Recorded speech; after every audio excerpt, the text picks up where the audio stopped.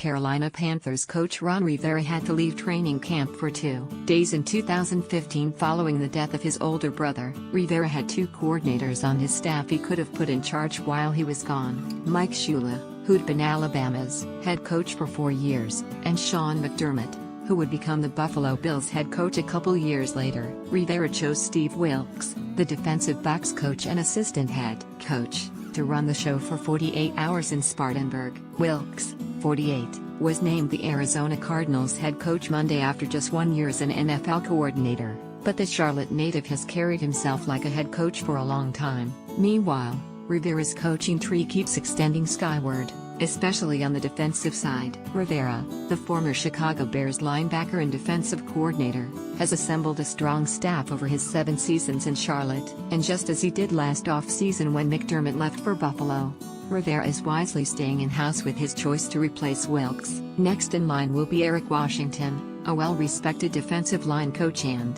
another Panthers assistant who has the look of a head coach. This already has been an eventful offseason for Rivera's staff. 2 days after the season-ending loss to New Orleans in the wild-card round, Rivera fired Shula and quarterbacks coach Ken Dorsey. By the end of the week, Rivera had hired longtime NFL head coach and coordinator Norv Turner to run the offense, and confirmed to The Observer that Scott Turner, Norv's son, would be hired as quarterbacks coach. The Panthers also parted ways with special teams coordinator Thomas McGaughey and promoted his assistant Chase Blackburn to the position. A season of change. Wilks' departure will create more ripples at Bank of America Stadium, where Rivera will go into the 2018 season with a new owner, 3 new coordinators and several new assistants. Linebackers coach Al Holcomb is expected to leave with Wilks for Arizona, likely as the Cardinals' defensive coordinator. Ray Brown, who assists John Motzko with the Panthers' offensive line, also is among those headed to the desert, according to CBS Sports' Jason La Canfora.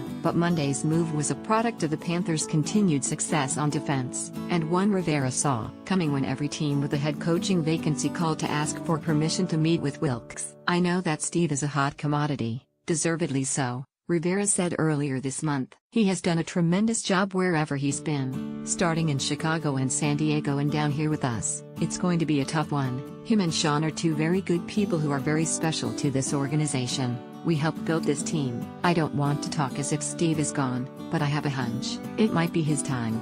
Telling interview? A year ago, maybe the most telling interview Wilks received came last year in Los Angeles, when he met with Rams officials about their head coaching job before he'd ever called a play as an NFL defensive coordinator. The Rams made an astute, outside-the-box hire with Sean McVay, but clearly the word was out in league circles about Wilks, whose only previous experience as a head coach was a 1-year stint at Savannah State, which finished 5-6 under Wilks in 1999. When Wilks took over for McDermott, he said he would add his own wrinkles to Rivera's 4-3 system. Those turned out to be an array of blitzes, more than what McDermott preferred as coordinator and more than all but one other team in the NFL. The Panthers had the NFL's top-ranked defense as late as Week 10, before some poor play in the secondary dropped them to no. 7 in total defense at the end of the regular season. Wilks lived and died by the blitz right to the end. In the playoff loss at New Orleans, 2 of the Saints' touchdown passes came when the Panthers blitzed Drew Brees and were not able to get to him in time. But there's no doubt this is Wilks' time to become a head coach, just as it was for McDermott a year ago. And while some critics questioned whether McDermott would be better off waiting for a head coaching job other than Buffalo, he and former Panthers assistant general manager Brandon Beane combined to end the Bills' 17-year playoff drought. DC in waiting. Washington has been the Panthers' defensive coordinator in waiting for the past year. The former tight end, who played under the legendary Eddie Robinson at Grambling, has overseen one of the league's most productive defensive lines since joining Rivera's initial staff with Carolina. Washington has been key in the development of some of the mainstays along the Panthers' D-line, including Kawan Short, Star Lodalaule, Mario Addison, and Wes Hareton. He also is the reason Brian Cox Jr. signed with the Panthers, an undrafted free agent last year after entertaining similar offers from Tampa Bay and San Diego. Brian Cox Sr., an NFL linebacker for 12 seasons and an NFL defensive line coach for 10 years, steered his son toward Washington. "He's by far the best defensive line coach in football," Cox Sr. told The Observer last spring. "He's not paid the highest like some of these guys are, but when you turn on the tape you see the physicality. You see the hand placement, you see the pad level, you see just no-nonsense football. Well, Washington will be getting a raise in his new role.